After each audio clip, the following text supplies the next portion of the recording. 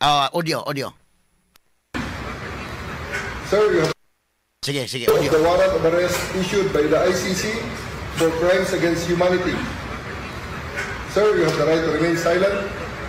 You have the right for counsel of your choice by virtue of the warrant of arrest issued by the ICC for crimes against humanity.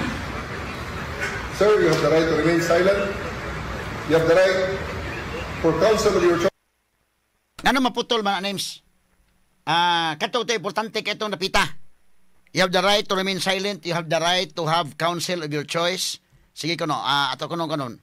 Para nga ma-explain na itong maayon ni mga higala. Ato sa nga tagagpagtagad mga higala ha. Putol man nga kanana ang kwan. O kana, ikuan ko no, mura man ni og Against humanity. Sir, you have the right to remain silent.